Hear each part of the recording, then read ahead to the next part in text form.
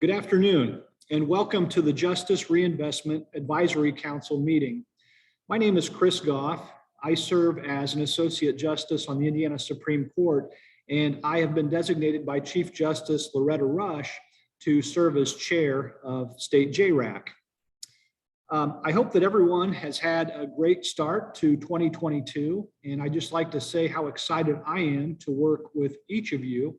And I'm particularly excited about the great things that I believe JRAC will accomplish in the coming year. Before we start the business of today's meeting, I'd like to just take a minute to welcome new members to the council. I want to start by welcoming Senator Rodney Pohl as the newly appointed ranking minority member for the Senate Corrections and Criminal Code Committee. Senator Pohl will be replacing Senator Karen Talion following her retirement. I also want to welcome Sheriff Jeff Campos from LaGrange County as the newly appointed president of the Indiana Sheriff's Association. Sheriff Brett Clark was always a key member of this council and work groups, and we look forward to continuing our partnership with the Sheriff's Association under the leadership of Sheriff Campos. I want to give a special shout out and welcome to Bill Watson as the newly elected president of the Indiana Community Corrections Act Counties. We have appreciated Bill's and Amber's significant contributions to JRAC during 2021 on the Community Corrections Code Revision Work Group, as well as the local JRAC work group. And we now look forward to Bill stepping into the new role, yet again, of president of IACAC. And I want to welcome Zoe France with the Indiana Council of Community Mental Health Centers. She was named the new president and chief executive officer in November 2021. The Council of Community Mental Health Centers was a newly appointed position for JRAC in July of 2021, and we look forward to this new partnership. Finally, I would like to welcome Andy Cummings from the State Budget Agency. Andy will serve as a co-designee in conjunction with Brianni Towler, and we look forward to working with both of them during 2022. Please let me know if I have overlooked or missed any additional changes within your agencies as it relates to JRAC. Well, hearing none, I want to start today's business by considering the minutes of our October 29th, 2021 meeting. Prior to today's meeting, you should have received a copy of those minutes in today's agenda from April. If you've had an opportunity to review them, I would entertain a motion to approve the minutes from the October 29th, 2021 meeting.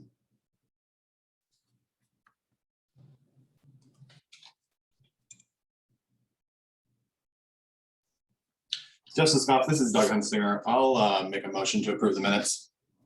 Hello, Doug. Thank you for that. Is there a second? This is Devin. I'll second. Thank you, Devin. So there's been a motion and a second to approve the minutes from the October 29th, 2021 JRAC meeting. Is there any further discussion? Is there any opposition?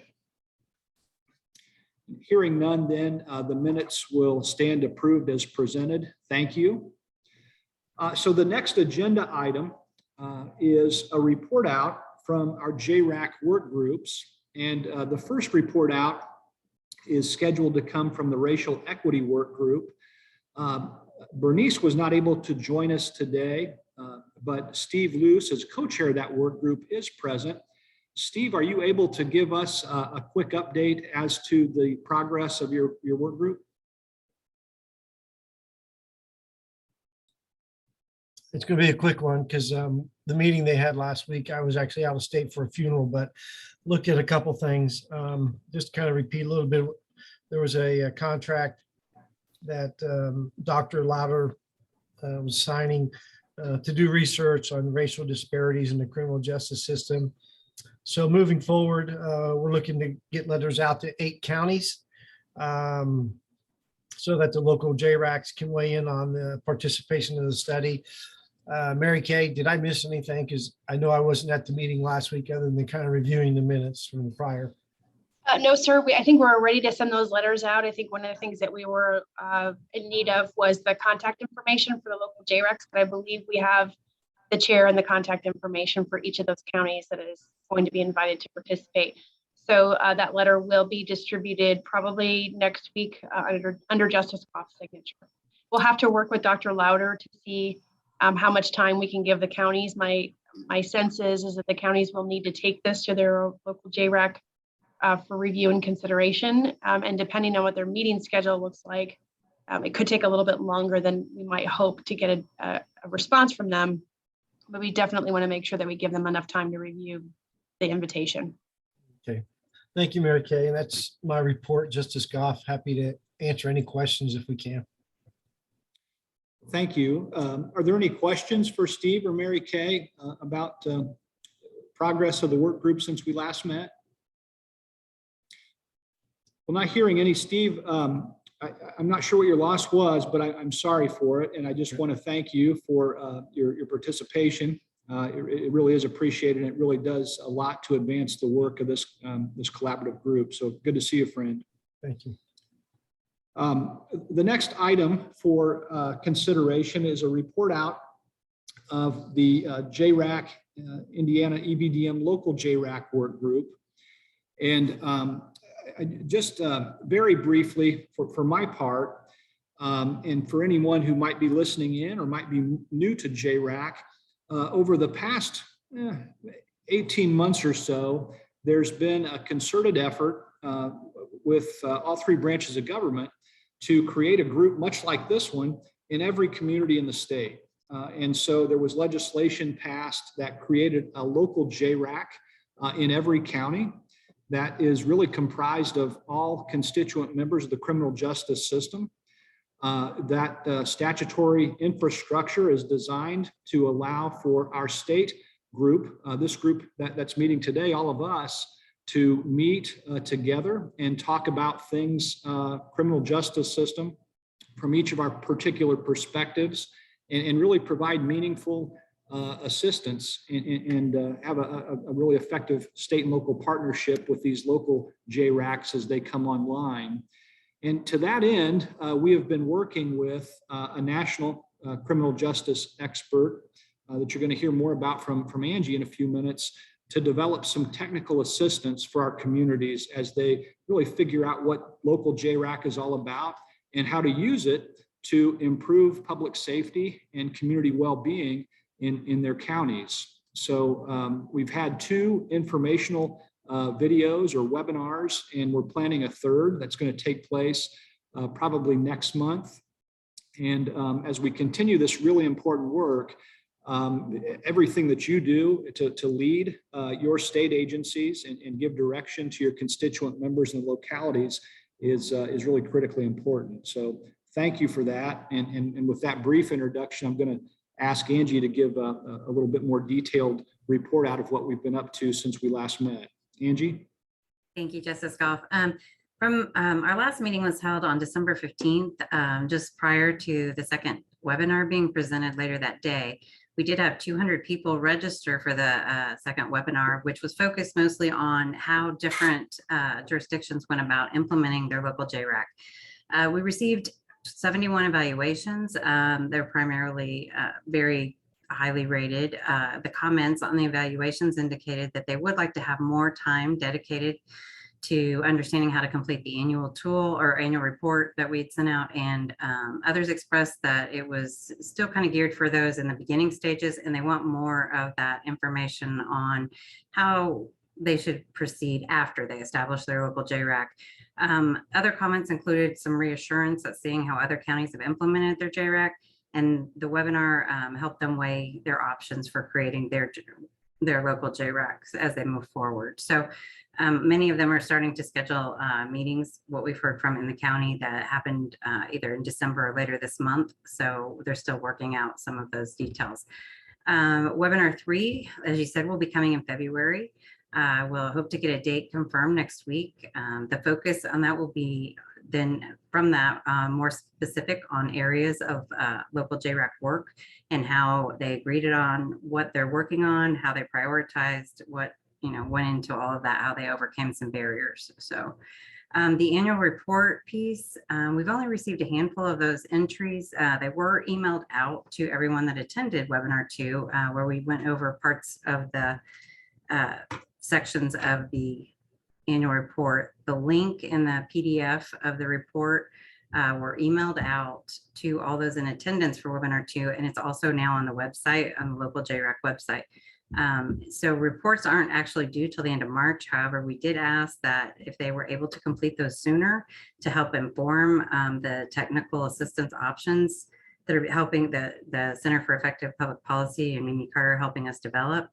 And so the more information we can get sooner, the better in getting that finalized and figuring out what areas we need to focus on first.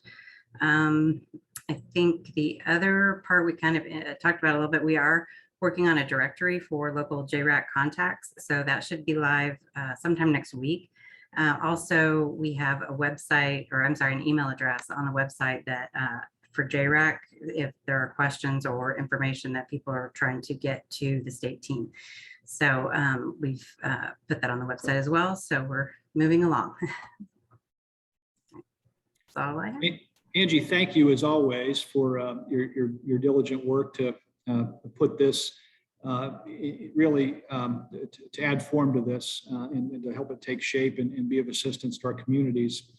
Are there any questions from members, either for Angie or myself, about the work of the local JRAC and EBDM work group?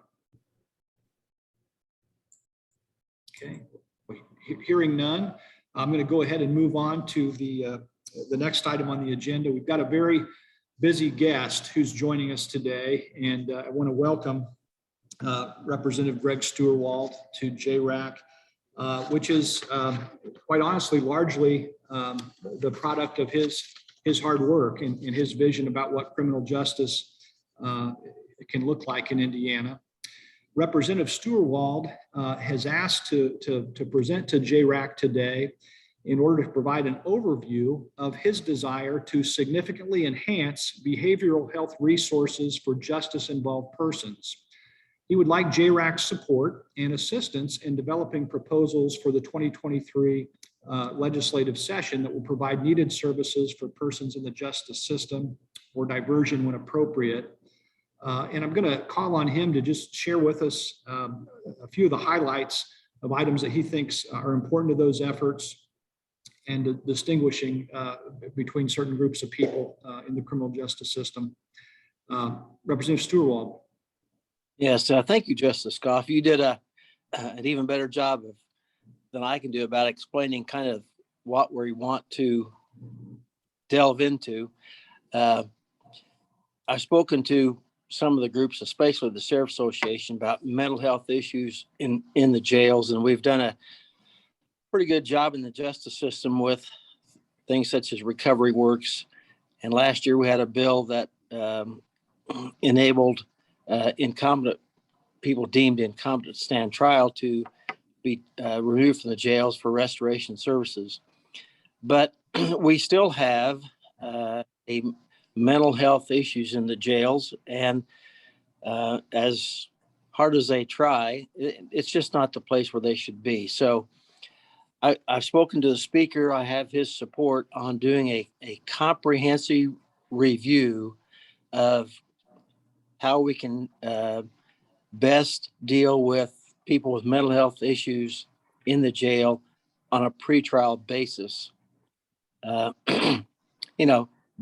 have no idea set in stone, but we need some kind of enabling legislation to allow the judges and or the prosecutors and public defenders to agree they should be removed from the jail for these services, or enable the judge to do so.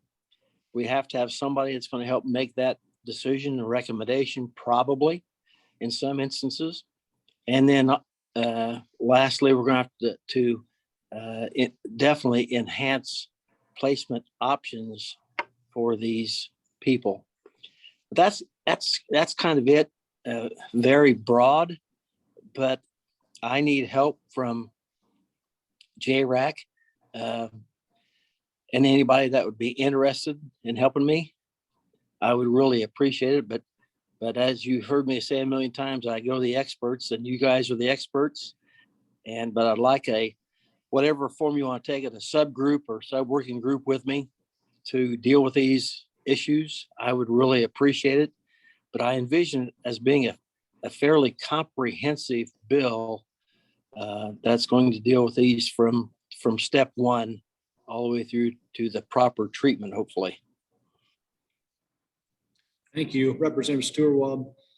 And I always appreciate Representative Steuerwald when he talks about criminal justice and the importance of distinguishing between the people we're scared of and the people we're mad at. And I think this is in line with that philosophy that I've heard him expound so often. So thank you for being here today, sir. Thank you for the ask. I guess I'd open this up then. This is something we put on. Is there any general thought or discussion or question going forward? Mary Kay? Justice Goff. Sorry, So Derek. I thank you, Representative Steuerwald, for coming to JRAC with this request. I think we have a lot of opportunity working with some of our counties and some of the things that we are currently working on with pretrial surrounding behavioral health needs and individuals who are in jails. But I also think we have some upcoming opportunities that could really help kind of study this issue really, really extensively. Like I think you expressed an interest in being able to do for the purposes of crafting a proposal for next year. Angie mentioned and Justice Goff mentioned that we are collecting information from counties on some of their local practices surrounding data and evidence-based practices across the system. And the intent behind that is so that we can craft some technical assistance opportunities. So I think this could be a good opportunity for us to use that process that we're already involved in and the counties are already working on to identify counties who may be interested in partnering with state JRACs and local JRACs who may be interested in partnering with state JRAC to, as part of their technical assistance package, take a look at some of their behavioral health needs, whether that's at the early intercepts with law enforcement or jails or kind of the full continuum of behavioral health services needs across the system. Representative Steuerwald, and I think that is a task that is being led by what Justice Goff refers to and chairs as the local JRAC work group. That could be a great conduit between some of the work and information that you're hoping to gather for next session, and that the state JRAC and the local JRACs can really help you shape your proposal for next year. And so that could be a targeted technical assistance opportunity that we offer to the counties. And I also know that the governor's office and DMHA are also working on some pretty comprehensive plans around 988 and crisis response that, Doug, I don't know if you're prepared to talk about how that might fit into some of the things that Representative Steuerwald is looking to do next year. Yeah, absolutely. Thank you, Mary Kay. And thank you to Representative Steuerwald for really helping us tackle this issue with the legislature that around mental health in the justice system. I know many of you on this call are aware that we have been working hard through the Division of Mental Health and Addiction to expand access, reduce wait times for those individuals who have been found incompetent to stand trial. And growing our workforce is a big part of that. But most important to this conversation is 988.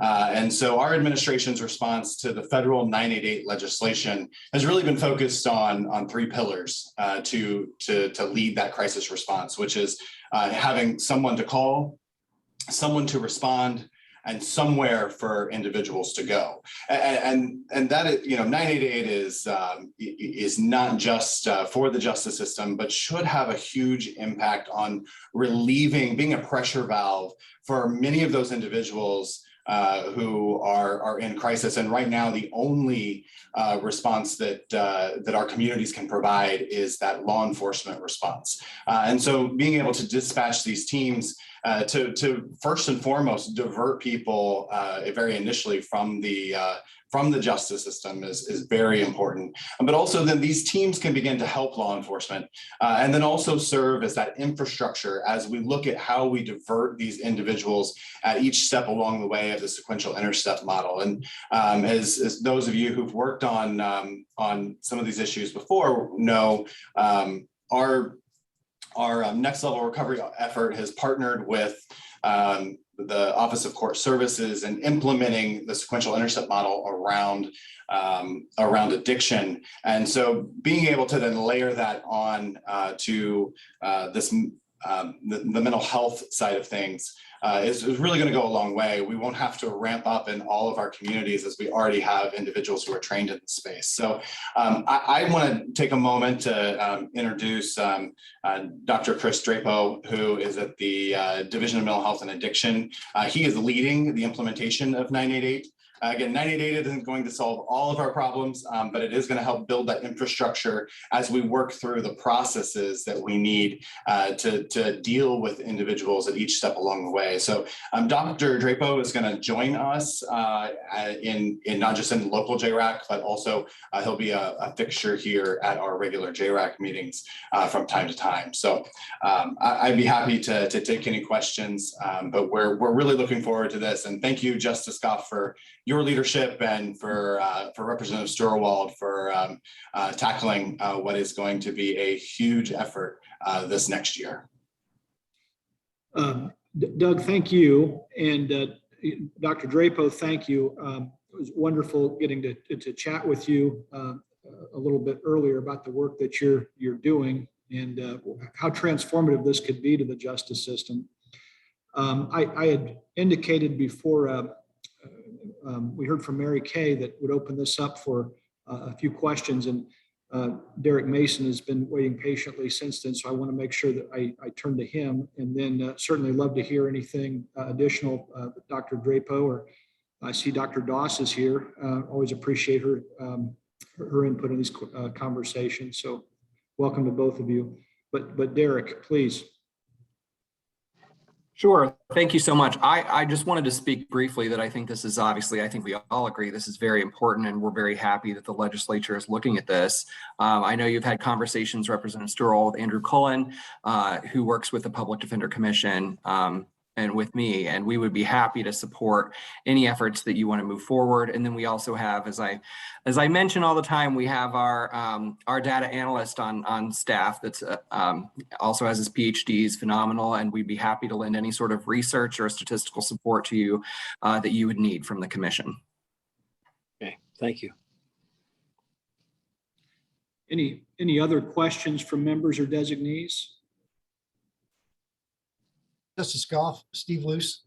Hi, Steve. As Representative Sturwald said, we had a really good meeting a couple weeks ago, and I want to thank them for their time to address this moving forward. But you know, one of the things that I know is going on here statewide with quite a few counties is they're still building and planning on building new jails and sites.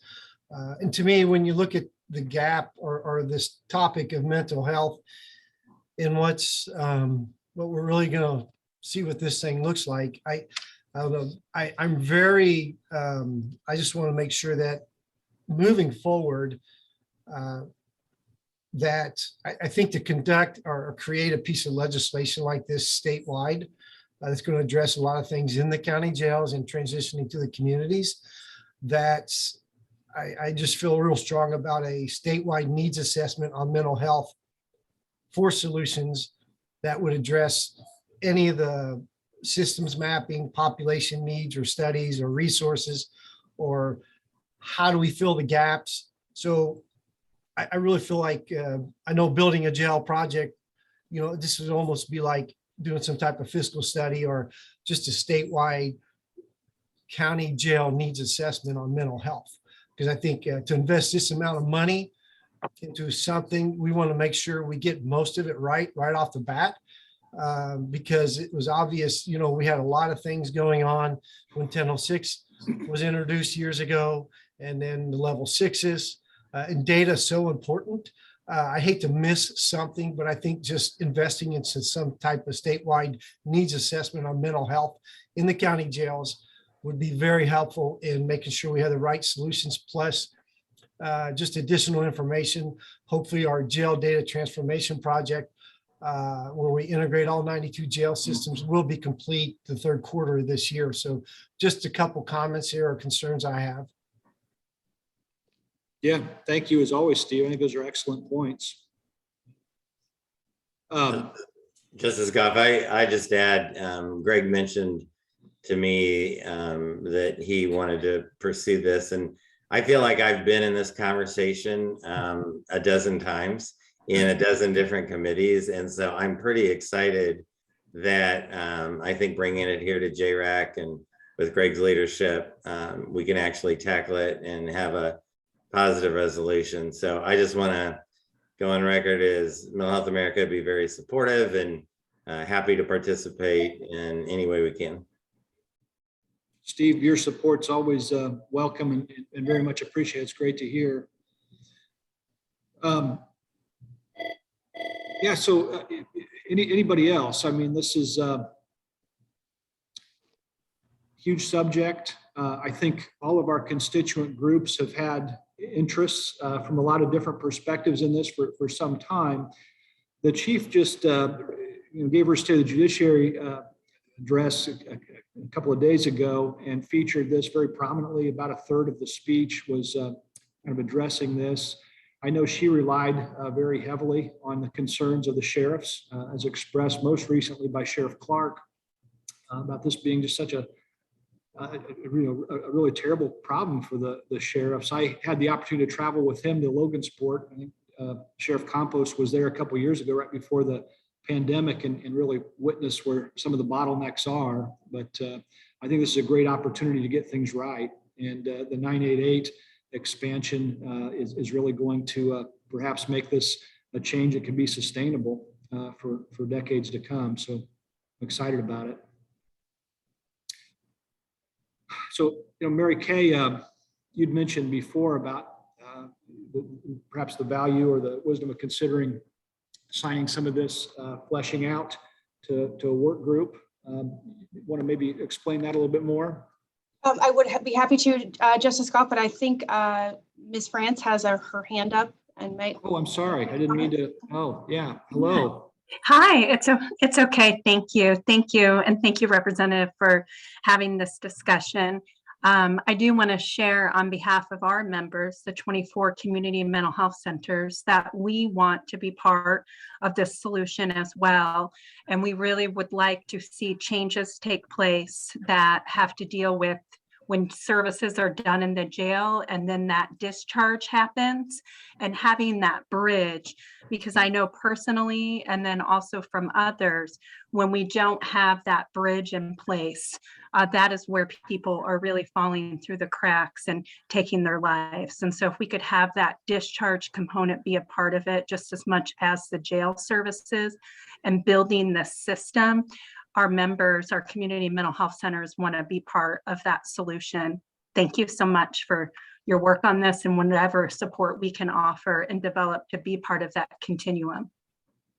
Thank you. Thank you. And I'll try my best not to do it again. I see Dr. Doss has her hand up as well. Dr. Doss, hello, welcome. Good to see you. Welcome. Thank you so much, Justice Goff. I'm excited to fill in as a designee today for the Indiana Department of Correction. I just want to throw in our support too, as an agency. Just sitting back and listening and hearing the opportunity that lies ahead for the state. I think there's a lot of options and a lot of possibilities for us to get this right.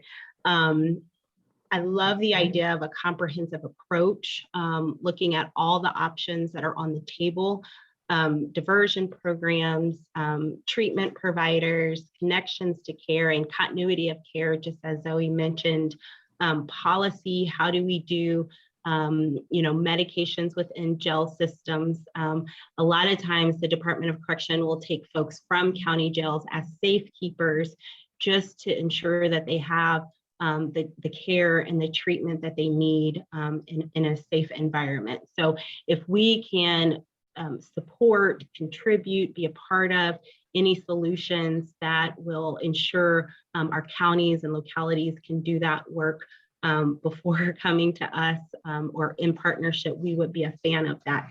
I just want the group to understand that in the Department of Correction, approximately 80% of the folks who we serve have a behavioral health disorder, whether that be an addiction disorder or a mental health diagnosis. So again, anything that we can do to make sure folks are receiving the care and the treatment that they need, we want to be a part of that. Thank you. Thank you, Dr. Doss. Justice Goff? Yeah, Bill, hello. Hello. To kind of further on that with Dr. Doss speaking, the Department of Corrections helped us begin something very similar to this on a very small scale about a year ago. And Dr. Doss was in our initial discussions with me and Deputy Commissioner Blessinger and some others. They were very influential in helping us start a process of identifying dual diagnosis people in our jail and moving them out into our residential center, where we've been providing them with psychiatric services, medications, therapy, as well as substance abuse group treatment and some other things. So it's a very, very small scale, but what Senator Sturwald is talking about, or Representative Sturwald, is really exciting because our local community was really burdened in our jail with this problem. And when I sat down and talked with the DOC, they gave me some great direction, advice, and Dr. Doss was really helpful with that. So when she talks about that, they were trying to help us with that a year ago here, and it's been pretty successful for us. So I'm excited about hearing what we're trying to do for that population as well. Bill, thank you for your leadership, and thank you for that. I think that's a ringing endorsement. Anybody that knows what goes on in your community knows that you're about finding the right solutions. So I appreciate your input. It's a great discussion, and I was excited to see this as part of our agenda today, such a prominent part. And I'm so excited that this is something that has got the attention of Representative Sturwald because of the credibility that he brings to these issues, but also something that's been made such a priority by Governor Holcomb's administration. So I think that this is an opportunity to really do some good and improve things for a lot of communities and a lot of people. Anything else? So Justice Goff, I have a thought or a suggestion, and if it's appropriate, I would frame this in the form of a motion with your permission. But this is a very complex issue, but I do think, as a couple have said, and Steve highlighted, really the importance of doing an assessment, looking at the local level, ensuring that we have the community mental health centers and local law enforcement and judges and supervision and all the key players in place. I do think that one component of doing a study on this, so to speak, for the purpose of informing Representative Sturwald's agenda for next session would be to, as part of our technical assistance package, explicitly solicit a handful of counties, maybe 3 or 4 or 5 counties, who are interested in receiving technical assistance around behavioral health services. And I think the benefit of that is if we conduct that technical assistance in the same manner as our evidence-based decision-making counties or our pretrial counties have done, that would allow them to do a comprehensive review of their system relative to behavioral health services and needs, challenges, and that would, on a county level basis, allow us to begin populating kind of agenda items and listing those in order of priority of whether something's a funding issue, an access issue, a policy issue, and kind of help sort through some of those local issues. It wouldn't be everything that we would need to do. So I think there's definitely some need for a work group through JRAC, whether that's the local JRAC work group or a subgroup of the local JRAC work group, to look at some of these things. But I think having that structured process for localities to provide some feedback and have them know that it is for that purpose, that they can be engaging with state JRAC to help inform a legislative initiative for next year. I think I think that would be a really good approach to at least to gather information about some of the pieces of this puzzle. So again, if it's agreeable to you, I would state that in form of a motion, which would succinctly be to have the local JREC work group be directed to provide targeted technical assistance around behavioral health needs and services within local JRECs. Thank you for that, Mary Kay. I was trying to figure out how to do that succinctly, and you did a much better job than I did. So, so we have a motion to take this request seriously and assign it to a work group with the idea of identifying some counties who've identified as a change target their local behavioral health system. Is there a second? I'll second that motion. Okay, thank you, Doug. Any further discussion?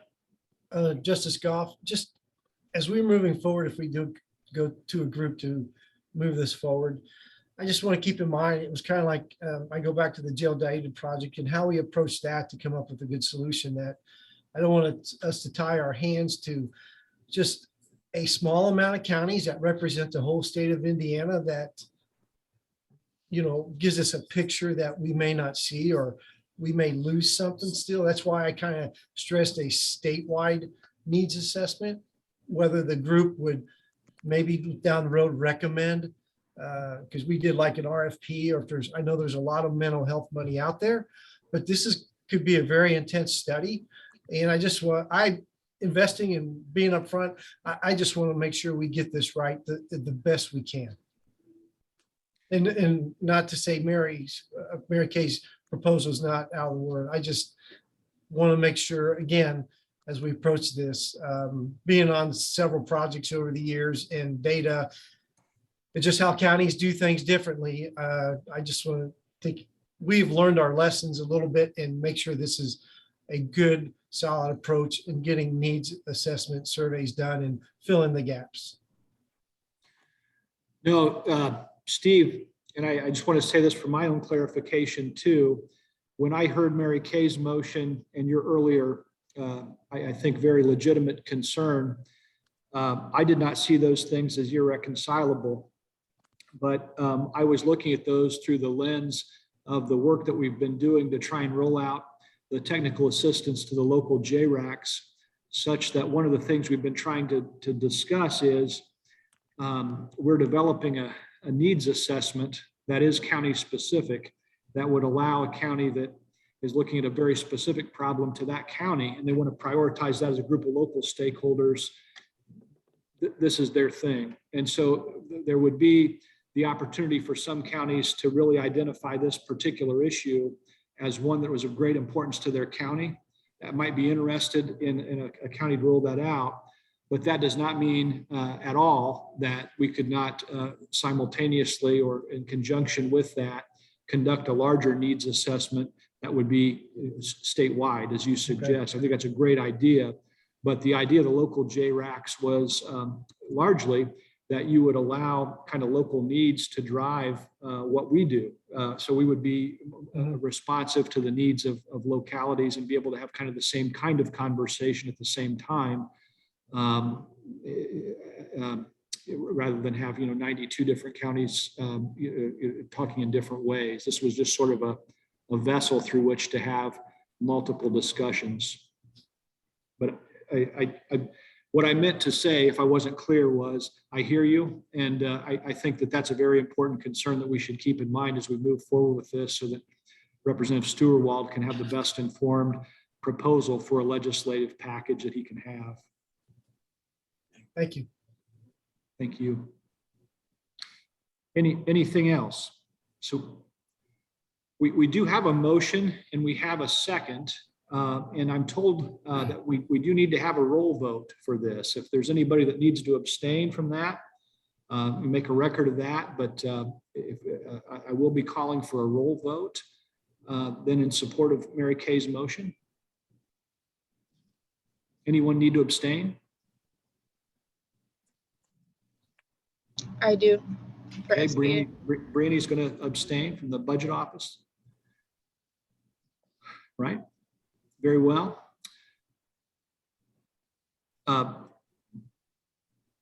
Justice Goff, I'm prepared to read the roll if you'd like. Jenny. Thank you, Jenny. Yeah, and I saw that prompt. I was trying to see who it came from. Thank you for that. Go ahead, please. I'm reading off my phone, so bear with me. First up is Jeff Campos. Yay. Kristen Doss.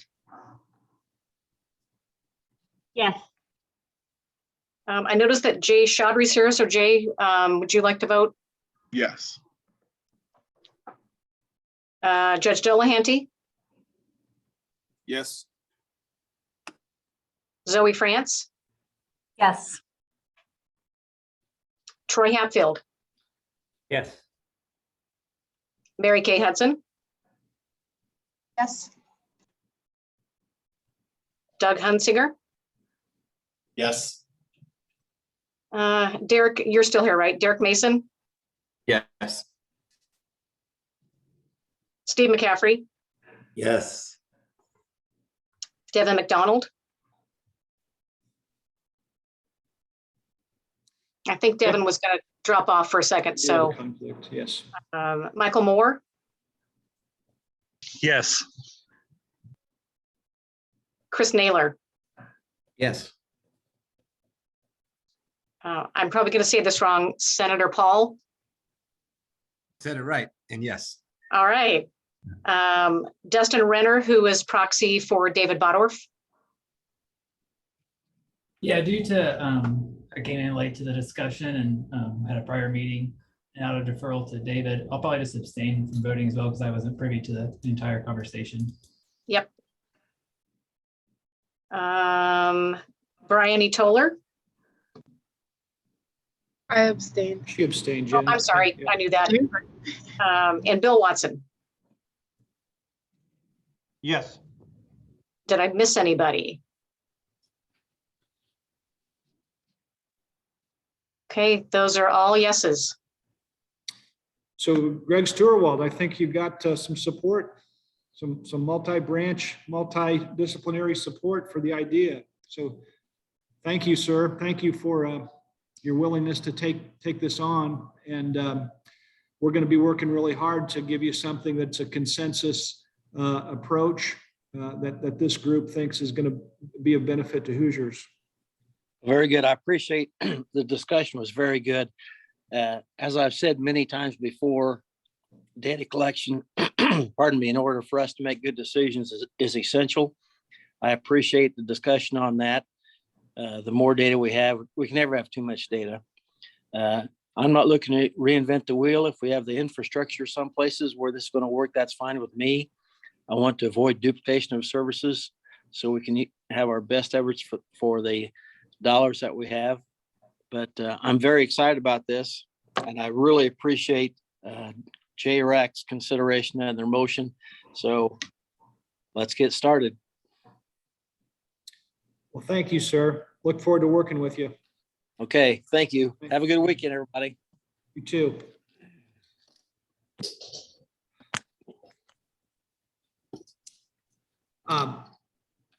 Well, moving then through the agenda, our item 5. Well, before I get to item 5, excuse me. We're in the legislative session, and so I wanted to take just a few minutes to invite members to talk about any legislative items or topics that were of particular interest to your constituent groups. Are there any members that wish to make a brief presentation as to items of particular interest from the legislative session? Justice Goff, I just have a question. Mary Kay might be able to answer this on Senate Bill 326. Are you familiar with that? Not at the moment, but I'm happy to try to field your question. No, I was just wondering because it names it. Let me pull it names the I think judicial administration in there. It's got to do with competency, and if we to establish examiners through the Office of Judicial Administration. Has that had a hearing yet, Steve, or is it scheduled for a hearing? I don't think so, not yet. And if we can talk offline or something, since Sure. you guys, I guess, were named, I just was kind of getting your maybe insight if it was going to move or whatever. So, Yes, I would be happy to chat with you about that. okay, that's all I have. Thank you, Steve. Anyone else? Derek? Have to find all the buttons over here. So yes, just to let people know that Senate Bill 308 is a bill that significantly impacts the commission and that adopts 3 of the 4 recommendations of the interim study committee on corrections and criminal code that would allow the commission, if the legislature decides to fund it in the long session, it would remove the barriers for misdemeanor reimbursement and allow higher rate of reimbursement for counsel at first appearance of 80%. So we're talking about the issue that we've talked about a lot about pretrial risk assessments, having counsel at initial hearings. It would allow reimbursement at 80% for those costs, as well as any regionalization of public defense services being able to be reimbursed at 80% as well. So if counties were to work together, which is allowed, we do have 3 counties currently looking at that.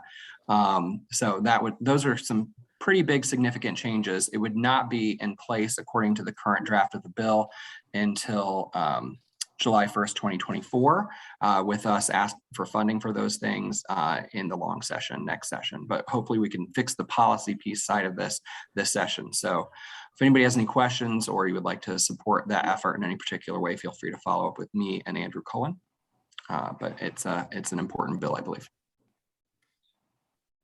Yeah, thank you for that, Derek. I know that those topics have been items that you've been working on for a long time. So I appreciate the report out. Are there any questions for Derek? Are there any other items that you wish to bring to the larger group's attention, legislative items of particular interest to your constituency or the group as a whole? Justice Goff? Yeah, Bill.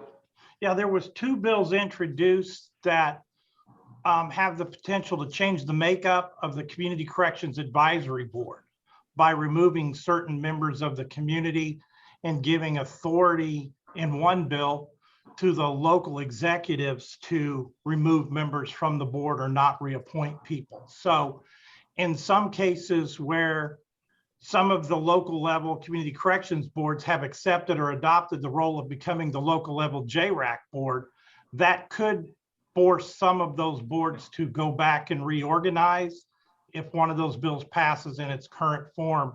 If there are changes made, some people could be removed from the board. That boards may have to look at how they've chosen to either be the local level board or break away and become a separate board to include those people. So that was just something I wanted people to be aware of that could affect the local level JRAC makeup. Yeah, thank you for that. I wasn't aware of that, Bill. That is interesting. Justice Goff, that's Bill 409. That's Senator Bahacek has filed that bill. Okay. Thank you, Senator Paul.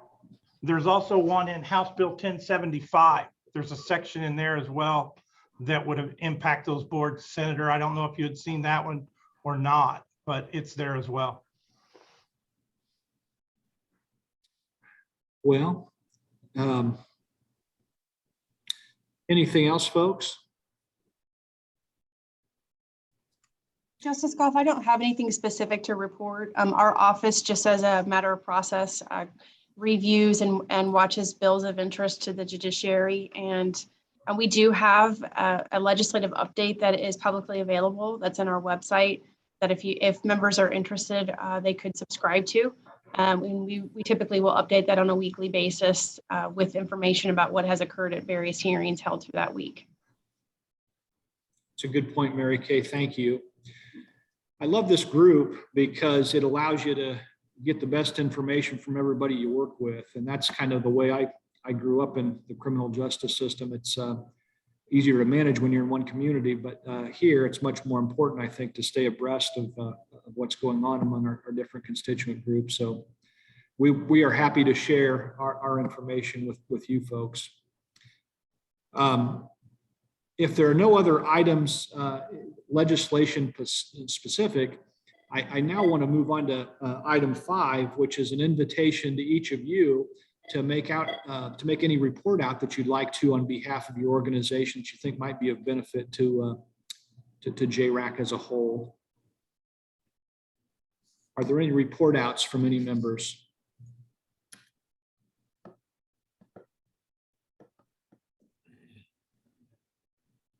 Justice Goff, this is Chris Naylor. Hey, Chris, yeah, how are you? Happy New Year. Yeah, Happy New Year. Yeah, from the Prosecuting Attorneys Council. I wanted to follow up on an item from, I think it may be November JRAC meeting, where, just wanting to know more about data related to pretrial. And I'm hopeful that we can move to a more kind of automatic, I don't know if it's totally uniform, but some sort of process whereby there's pretrial data that's being done with fidelity and that is somehow produced so that we have information regarding pretrial. And since that time, I came across a manual, an evidence-based, I think, or pretrial practices manual, I think from August 2018, which, I wasn't super familiar with it. But within the manual is information on data collection and performance measures. And in that is, there's like 3 pages of fields, I think, of data that can be collected through Odyssey. There are also like 8 measurable outcomes, things like appearance rate, safety rate, case ratio of case managers. And so some of it, I just wasn't super familiar that all this work had been done. I don't know what's being done with this work. I don't know whether, counties that have been certified as pretrial counties, whether this is all in place or not, and to what level of fidelity some of this is being captured. I don't know if counties, if there are obstacles to doing this. I don't know if it's something that perhaps could be part of local JRAC reporting. It just feels like it's an important topic, important information that JRAC should be having regular access to. So I just wanted to bring that to the group. Yeah, I think that's a great point, Chris. Mary Kay, if you want to chime in, and I see you have your hand up, go ahead, please. Sure. So Chris, the pretrial practices manual was actually developed in the earlier stages of developing pretrial services and prior to the Judicial Conference's adoption of the pretrial services rules and prior to the implementation of the certification process for pretrial. So that guide was really intended to be a resource based upon the National Institute of Corrections evidence-based pretrial practices. And the EBDM pretrial work group is the group that authored that. And I think it's probably in need of an update, but I think the data collection and performance measurement component that you reference is an agenda item with the pretrial committee. And I think Troy Hatfield serves as chair of the Judicial Conference pretrial committee, or subcommittee rather. And Judge Spitzer is chair of that committee. So I think the conversations about what data is being collected and being reported, at least for certified pretrial services programs or those counties who are intending to become certified pretrial services. I think Troy's group is working on, refining those data collection points and what is the requirement for certified programs is that they report annually on those performance measures. Now, I understand that annually may not be frequently enough, or we may want to see things at more frequent intervals. But with SRS and kind of a combination between SRS, some of the changes we've made in Odyssey about how warrants are recorded in Odyssey, I think we do have the capacity to begin reporting that information, but I would defer to Troy for any specific information on where that is right now. Yeah, so right now, the subcommittee who's working on data for pretrial, What we're doing now is updating everything that you saw, Chris, in that pretrial practices manual in terms of all the data elements that we would like to collect, as well as refining those outcome and performance measures. The National Institute, those were originally based on a document called Measuring What Matters that was produced by the National Institute of Corrections. They have since updated that document to a second edition, just came out just a few months back. So we are using that as a guide for us to help update our local outcome and performance measures in Indiana. We are nearly done with a draft of that manual. The overall idea would then be to hopefully gain some support to create an application in Insight where those data can be submitted by the counties or pulled from SRS into that, so that then we can review our data, as well as kind of take a look at how we stand against other similar counties who are operating similar programs in terms of performance and outcome measures, to see where we could make some improvements, as well as, you know, just knowing how well we're doing as a whole. But right now we're getting close. Our next step is kind of do a gap analysis about what we would love to have versus what we're able to get right now. And then we hope to have those recommendations to the pretrial committee here at the February meeting, at least to get us started down that path.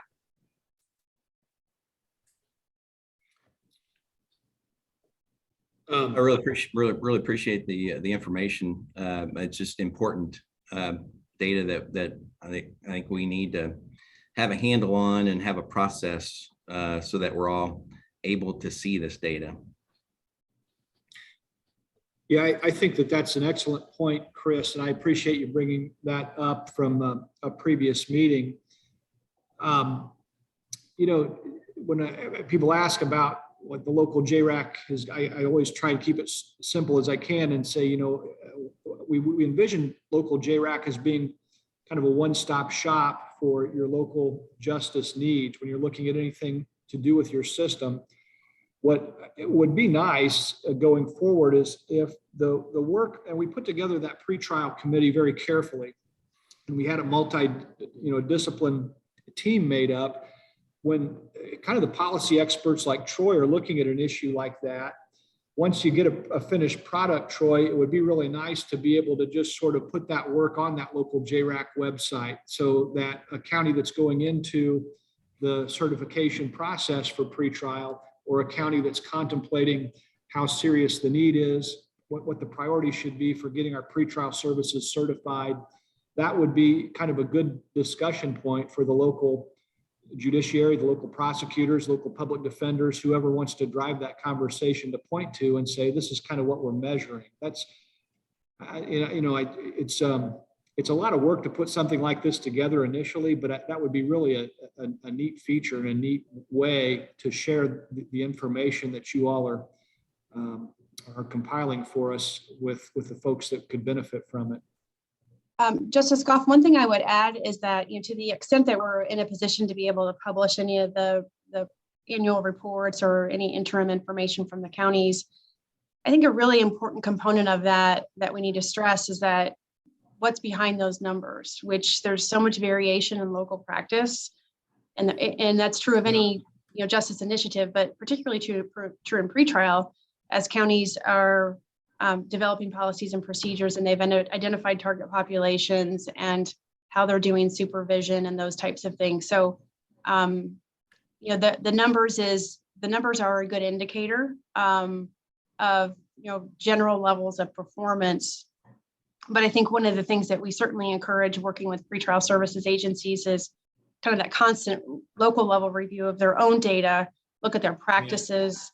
You know, our office is committed to continuing research around pretrial services. Dr. Lauder is working with various counties, not just on the validation study for the PAT, but actually outcomes related to supervision practices and those sorts of things. So it's a bit of a process to get it all together, but I think we're in a good position to make that information more routinely publicly available, and actually, you know, sort of use it as a bit of a template moving forward for looking at some of the outcomes that we're seeing, you know, post disposition or post conviction.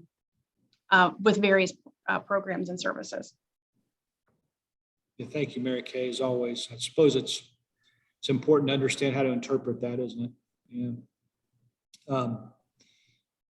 Well, any other report outs? Justice, sorry, I had a No, couple of please. points to make. Yeah, I just, with the pretrial data, prosecutors have concerns about, some violent offenses, occurring while in pretrial. And that safety rate, which is one of those measurable outcomes, just measuring the number of pretrial detainees being arrested for a new offense. I think that's really important to know, because otherwise we're dealing with anecdotes. And so, I know Harris County, Texas has done a lot of data regarding pretrial, and I feel like we don't have that currently. We've been doing a lot of great work, but it's still a work in process. I understand that. I think another thing from the December JRAC meeting, the pretrial committee is looking at preventive detention. So that's my understanding, and we're excited about where that goes and the potential of a constitutional amendment. So we definitely are pleased to be part of that conversation, and look forward to see where that will go. And one other item, for consideration, should we as a group consider a risk assessment tool that measures violence? As we all know, IRAS doesn't measure violence in any way. I think some states have those tools. Is this a time for Indiana to start considering a risk assessment tool that would measure violence?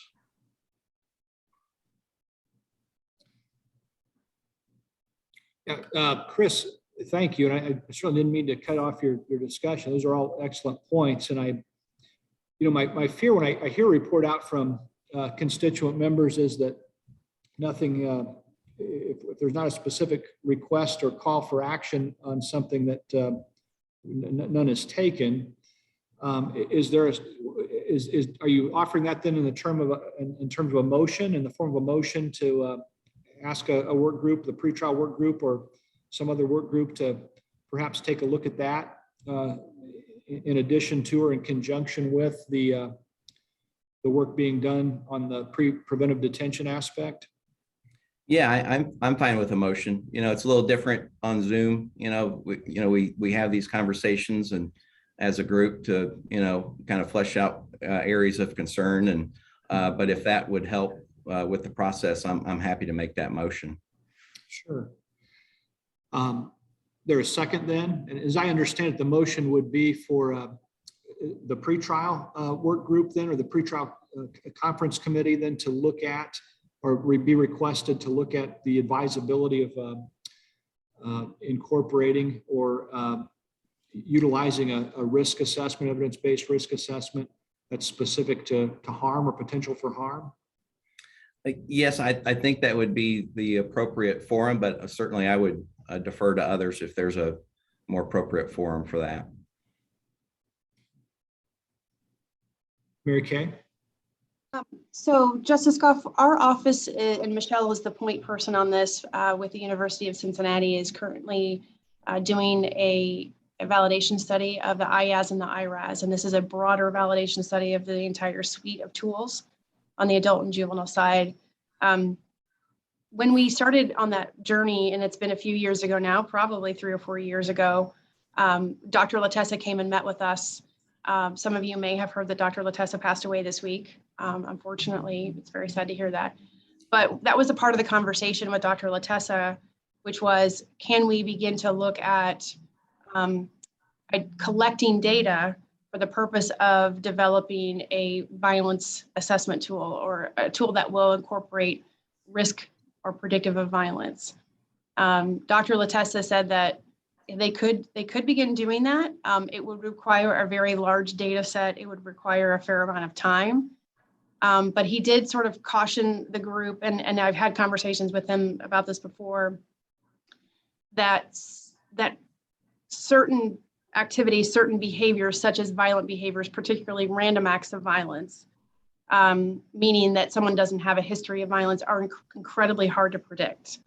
So it's not to say that we couldn't work with UC to see what our options were for developing some sort of tool. But I just want to kind of manage expectations. I was actually at an event with Dr. Latessa one time, and we were talking about this. And for those of you who know Dr. Latessa, you can appreciate how he may have said this to me, but he said to me, if it was easy to do and if we could have done it, we would have done it by now. So I just think we need to manage expectations about what we would be able to do. But having said all of that, I think Michelle and I can work with Dr. Barnes. JC Barnes is the principal investigator on our validation study. And he's also connected with Dr. Lauder, who is doing our research on the pretrial tool. They're partnering on a research project. So we can talk with the both of them to see if they have any new information from a research perspective about what may be available and how we would go about beginning to develop a tool that is unique to Indiana. So our office can take on that responsibility, Justice Goff. And if there are others, Chris or you or others, anyone from the Public Defender Council or Troy or Bill, if you all would like to participate in those conversations, we can certainly make that happen. Yeah, thanks as always, Mary Kay. And I don't know, Michael's got your, go ahead, Michael. I'm sorry, you have your hand up. Well, I was going to ask, so Mary Kay, is it premature to even talk about working on an assessment if we don't know if there's even one that's available that's been previously validated? And in fact, if you're already doing that work, is this early? Are we making this motion too early, or do you think it's timely? Especially given the recent events with Senate Bill 6 through 10, where there's a very concerted effort to just, charge-based decisions to hold people in custody. At the same time, we're looking at the possibility of a evidence-based assessment that is predictive of violence. What I can say, and I think hopefully Michelle would support this statement, is that we are not aware of any tool that is currently in use that University of Cincinnati, for example, would consider to be a validated risk assessment tool that is predictive of violence. The Arnold Association developed a violence scale, I think associated with their pretrial risk assessment. But I don't know that it rises to the level of predictive validity that we would expect or that you would associate with a risk assessment tool like the IRAS PAT or the community supervision tool. I don't think it's premature to have this conversation. I think it's something that we could easily coordinate a discussion around so that we are sure that we're aware of any work that's being done in this area, and at least to work with our researchers to say, okay, if we wanted to do this, what are the steps? What are the limitations? What are the benefits? How long would it take us? How would we go about even doing that? I think that we could easily have that conversation. If I may, Justice Goff, in support of what Mary Kay said, I know before we started our formalized pretrial program in Monroe County a little over 5 years ago, we looked at this issue and tried to find a tool that could be appropriate to measure kind of violence and predicting violence. And we were unable to find anything that we would be comfortable with using at all that's out there right now. Well, it's a helpful discussion, and I wonder whether or not it might make sense then, Chris, in light of your request, you've made a motion. Would you be amenable to withdrawing the motion in favor of participating in a discussion convened by Mary Kay? Whatever other stakeholders want to be part of that, to kind of chart a course going forward as to the best path for helping our counties make informed decisions about this really important subject. Yeah, Justice, I appreciate Mary Kay's recommendation, and so I can withdraw the motion. And I think that's a good step forward to reach out to UC and see what the lay of the land is. Thank you. No, thank you. I think that our goal as a group is really to be able to provide our counties the best guidance going forward as they go through the certification process. So thank you. Justice Goff, could I add just one more thought? Sure. Even if University of Cincinnati doesn't have confidence in our ability to build a tool that does have predictive validity, They could perhaps assist us with developing kind of a framework that could help counties make some of those decisions, because I know every county that I've worked with around pretrial certainly takes into consideration certain offenses, especially if the instant is a battery offense or something particularly violent, and any history associated with that. So it's definitely considered by pretrial services, and those recommendations to the court do take into consideration any history of violence. Thank you. Chris, I cut you off once. I won't do it again. Is there anything else that you want to bring to the group's attention? Oh, that's all I had today. Thank you, Justice. Thank you. Any other report outs, folks? Well, I'm not hearing any, but I just I want to give then just sort of a brief thank you all to your consideration of the request by Representative Steuerwald today. It's amazing how you can sort of go down a path of doing some work and then you kind of take a step back and you talk to some of your neighbors and you find out that they're really trying to work towards the same end. And I'm really interested in going forward and doing this the right way. The Chief Justice and I have been participating in this National Judicial Task Force to improve court and community response to serious mental illness. And we're really eager to share some of what we've learned from that work with all of you and to really chart a course that's going to be most beneficial to Indiana. The Chief Justice shared the fact that we're going to host a statewide summit in October and invite our local JRACs to come and participate and really take a hard look at how they do things locally and hopefully identify some gaps in their services. And I'm hopeful that we as a group are going to be able to find some ways to help them fill those gaps and really help make our communities, again, safer, but also just generally better and provide a stronger sense of well-being in our communities. So I'm really excited about this work, and I look forward to partnering with all of you as we move forward over the next several months. Justice Goff, Dr. Doss has her hand raised. I'm sorry, Dr. Doss, go ahead, please. Thank you. Just briefly, while I have the opportunity to speak today, I wanted to use that to update the group on a couple things that the Indiana Department of Corrections, specifically the medical division, is heading up. The first of which is a revamp of our recovery while incarcerated program. During COVID, we really had to think strategically around how we deliver services. I am so proud of my team because not only have we delivered services during a pandemic, but we have expanded our recovery while incarcerated programming this past year. So I wanted to mention that here. I know our team met with Doug Huntsinger this week. We will be, we're planning to present at the Indiana Commission to Combat Drug Use February 5th, just to share and highlight the changes that have been made to the program. And additionally, we would welcome the opportunity to meet with any other stakeholders who have an interest in our addiction services programming, how we're doing things, what that may mean to them, time cuts, all of that kind of thing. We'd be happy to have those one-on-one conversations as well.